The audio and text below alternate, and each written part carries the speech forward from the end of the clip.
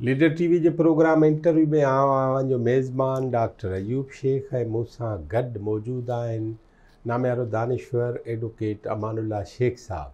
अमानुल्लाह शेख साहब सां असांजूं मुख़्तलिफ़ वेहकूं कचहरियूं सिटिंग्स थियूं आहिनि ऐं आख़िरी दफ़ो असां MRD ते ॻाल्हाईंदे PNP में उन जी शिरकत ऐं बिज़ंजे साहब ऐं संदसि गिरफ़्तारी ऐं उन जे PNP जे लॻभॻि 30 माण्हुनि जे कारकुननि जे सॼी सिंध में गिरफ़्तारी खां पोइ ओचितो जनाब गोसबख्श बिज़ंजो साहब कैंसर वॻे हिन दुनिया मां रवानो थियो ऐं रवानगी खां अवल जनाब गोसबख्श बिज़ंजे साहब अमानुल्लाह शेख साहब खे चयो त पार्टी जूं वाॻूं तूं संभाल आरज़ी तौर ते।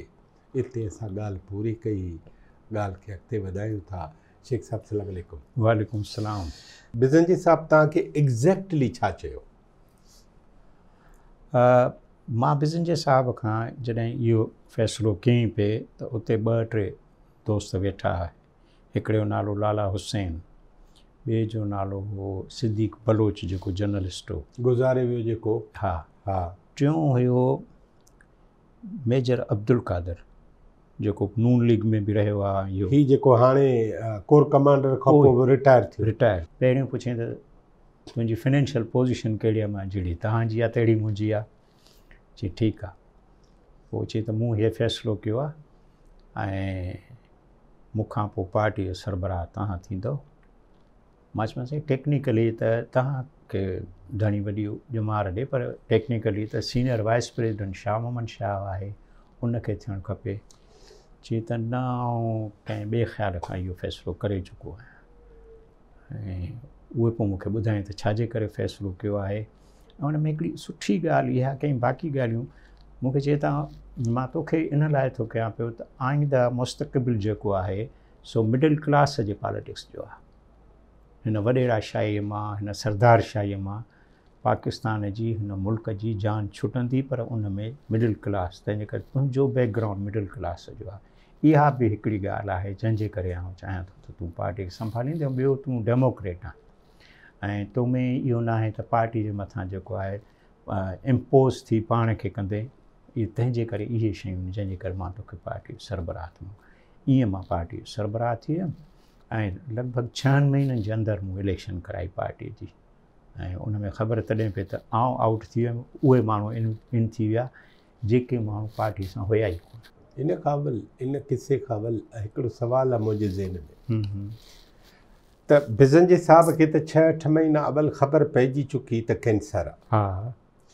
त डेमोक्रेटिकली हो बि त पार्टी जी कमेटी जे थ्रू इलेक्शन या उहो सॼी सलाह मसलत पंहिंजे ज़ात खां त तव्हांखे घुराए, मूंखे घुराए, ॿिए खे घुराए त भाई तूं ही आहे, तूं ही आहे, तूं ही आहे। हू तरीक़ो बहितर न हो त पार्टी सॼी खे इन्वॉल्व करे? बहितर हो। हिकु। ॿी ॻाल्हि, हाणे तव्हांजो थिया त शाह मोहम्मद शाह जो बि त को वॾेर को पस मंज़र वॾो कोन्हे मुंहिंजो ख़्यालु आहे न। पोइ उनजे लाइ छो न? हालांकि VP हो। मुंहिंजे ख़्याल में इहो हिते डिस्कस न कयूं त बहितर नथा कयूं। हीअ ॻाल्हि अहिड़ी आहे जंहिंखे पाण डिस्कस नथा कयूं, तारीख़ जे हिन दफ़न थियल क़बर जी खोटींदो ख़ैर आहे। बसि मीर साहब जो ख़्यालु हुयो जेकॾहिं तव्हां हरू भरू था कयो पिया। मां कोशिशि न, मां चाहियां थो त शयूं सॼियूं ॻाल्हि अचे ॿाहिरि।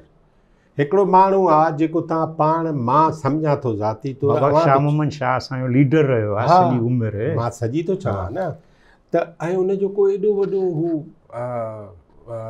जागीरदाराना माना जतोई साहिबान वांगुरु या टालपुरनि वांगुरु या मीरनि वांगुरु या भुटनि वांगुरु जागीरदाराना तस्वर त आहे पस मंज़र, या ख़ुदि GM सैद साहब वांगुरु उहो बि कोन्हे। उनजो माइट हुजणु ॿी ॻाल्हि आहे। सिंपली थो ॿुधायांव त he is no more with us. अच्छा, कंहिंसां गॾु? मूंसां गॾु। अच्छा, मतिलबु अव्हां सां गॾु न हो? असां सां गॾु कोन हुयो। ऐं शाह मोहम्मद शाह ख़ुदि जेकॾहिं हाणे आहे त मां ॻाल्हि एतिरी बि न लिकाईंदुमि जो का तारीख़। शाह मोहम्मद शाह पंहिंजे पॉलिटिक्स जो ट्रेंड ई चेंज करे चुको हो। सोवियत यूनियन जो टुटणु, सोवियत यूनियन में जेको बहरान पैदा थियो उन खां पोइ मां जॾहिं हर ॻाल्हाईंदो आहियां त सोवियत यूनियन खां पोइ असांजे वॾनि खे वेही रिव्यू करणु खपे, सोचण जे बजाए उहो जेको बहरान पैदा थियो उन खां पोइ हिकिड़े ॾींहुं मूंखे शाह मोहम्मद शाह जो त हाणे सियासत न आहे करणी, तूं बि वञी वकालत कर ऐं मां बि पंहिंजे धंधे सां थो लॻा। त मां हिते सफ़ा ॻाढ़ो थी वियुमि। मां यार सॼी उमिरि सियासत खे ॾिनीसीं, वकालत त मुंहिंजो आहे, मां वकालत कयां थो पियो, पर हीअ तूं कहिड़ी ॻाल्हि थो करे पियो। त हाणे असां वञी घरु वियूं, असांखां ॿिया बि पुछंदा त तव्हां हाणे घरु वेठा छो आहियो, मां न आउं कंटिन्यू कंदुमि। हितां असांजे विच में शाह मोहम्मद शाह जे विच में ब्रीच पैदा थी ऐं सीरियस ब्रीच पैदा थी ऐं उहा सीरियस ब्रीच हितां जो पैदा थी त वरी अॼु ताईं उहो खाल भरिजी न सघियो आहे। अच्छा, हिकिड़ी ॿी ॻाल्हि जेका तव्हां चओ था त ही क़ौम खे रोलण जे बराबरि आहे ऐं असांजे वॾनि खे तव्हां ख़ासि करे ॿिनि माण्हुनि जा नाला कोट था कयो, जनाब GM सैद साहब ऐं जनाब पलीजो साहब, त उन्हनि ॿिन्ही वॾनि खे वेही सोचणु खपे या सोवियत यूनियन जे तबाह थियण खां पोइ त हाणे रस्तो कहिड़ो आहे। पर सैयद त 70-71 में तव्हां पाण चओ था न त बेदिल थी चुको हो सियासत खां, त पोइ 20 साल पोइ तव्हां उन खां कहिड़ी उमेदु कंदव, हिकिड़ो माण्हू जेको विथड्रॉ करे वेठो आहे। त ॻाल्हि ॿुधो न, सैयद विथड्रॉ त करे चुको हो, पर सैयद जो उन दौर में वॾो स्टेचर हो न, उहो त पास्चर केॾो बि वॾो हुजे, उहो त गफ़ार ख़ान आख़िरी ज़िंदगी जा 20 साल कुझु न कयो, पर हुयो त गफ़ार ख़ान न। अचूं था पहिरियों सैयद में, सैयद किताबु लिखियो सिंधूअ जी साञा, उन में सोवियत यूनियन जो आज़ादु कराइण सिंध खे वग़ैरह वग़ैरह हिकिड़ो ख़्वाबु सॼो लिखियो, उन में असांखे बि उन में इंक्लूड कयईं त हे बि उन लाइ जंग था कनि पिया वग़ैरह वग़ैरह। इहे शाह साहब शयूं ॻाल्हियूं कयूं न, रोमांस हो न पंहिंजी जॻह न, उहो त ठीकु आहे, हाणे ओॾे थो अचां मां, रोमांस हुयो न, त रोमांस मां बि माण्हू निकिरी थो सघे न कहिड़ी बि दौर में। जेकॾहिं शाह साहब इहो रोमांस पे कयो त हिन रोमांस खे बि ॾिसणो हुन दौर में GM सैद खे त हीउ रोमांस केॾांहुं थो वञे पियो। मसलन जोए साहब खां वञी पुछो, सोवियत यूनियन जो जॾहिं ज़वाल थी वियो, जोए साहब चयो त बहितर आहे त सभिनी शयुनि ते नज़रसानी कयो, बसि इहो हिकिड़ो लफ़्ज़ चई, नज़रसानी कयो, माना हुन जे ज़हन में हुयो त किथे न किथे ग़लतियूं थियूं आहिनि या किथे न किथे रिव्यू कयो वरी। त मां बार बार जेको रिपीट कंदो आहियां त GM सैद ऐं पलीजे साहब जे स्टेचर जो उन वक़्तु असां वटि कोई माण्हू कोन हो। मां त चवां थो त अञा बि पलीजे साहब जेको पॉलिटिक्स में वधीक एक्टिव हो, पलीजे साहब जो बि हो, पर पलीजे साहब बि इन बहरान खे सम्झण जे बजाए चयो त बाबा टिड़ी पिखड़ी वञो, ऐं उन टिड़ी पिखड़ी वञण जो इहो थियो त अवामी तहरीक एशिया जी वॾे में वॾी मुनज़्ज़म तहरीक हुई, सिंधियाणी तहरीक थी या यानी GM सैद बि बरमला चवंदो त एॾी मूं ऑर्गेनाइज़ जमायत न ॾिठी आहे। उन सॼीअ जो इहो जेको टिड़ी पिखड़ी कल्चर थियो न, उन जेको आहे नुक़सानु कयो असांजो, ऐं अञा क्वार्टर सेंचुरी मां अञा उहो नुक़सानु असां भरे नथा सघूं पिया। मसलन मस्जिद मंज़लगाह में GM सैद ग़लती कई, हिकिड़ी ग़लती थी, उन ग़लतीअ जो असां ख़िमाज़ो केतिरो, उन जो असांखे जेको आहे सो ॾंडु ॾोहो केतिरो भरिणो पियो। सॼो सिंध जो कल्चर तितर बितर थी वियो, सिंध जो जेको सूफ़ी टॉलरेंस हुयो उहो ख़तमु थी वियो, अॼु ताईं टाको नथो लॻे पियो। हाणे तव्हां इलेक्शन कराई PNP जी, बिज़न जे साहब मरहयात थी वियो, हाणे तव्हां 6 महीननि में इहो तव्हांजे ख़िलाफ़ु इनक़लाब कीअं आयो?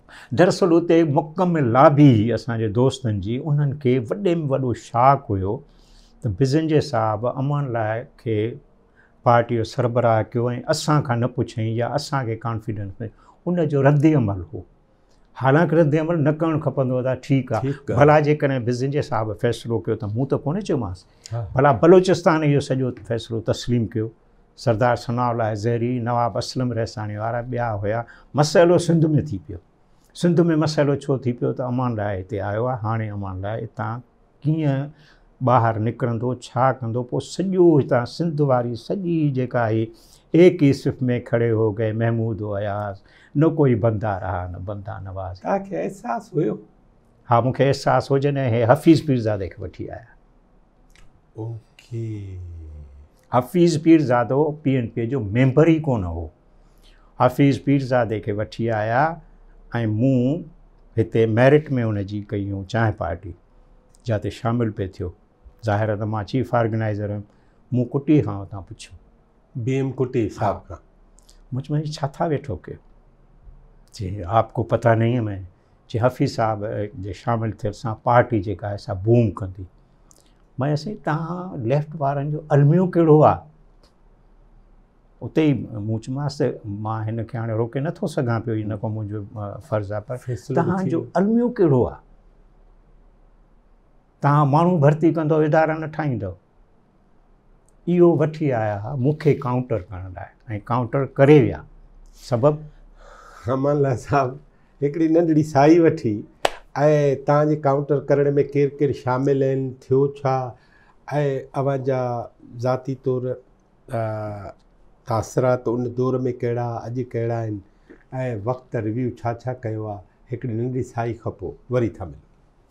नाज़रीन, हिकिड़े नंढड़े वक़्फ़े खां पोइ वरी असां गॾु था थियूं ऐं जनाब अमानुल्लाह शेख साहब जे ख़िलाफ़ु ईअं बग़ावत थी आहे जीअं कंहिं खान वॾेरे जे ख़िलाफ़ु बग़ावत थींदी आहे ऐं उनजो नस्ल उन खां धार थी बीहंदो आहे। ॾिसूं त अमानुल्लाह साहब उन ते छा थो ॻाल्हाए।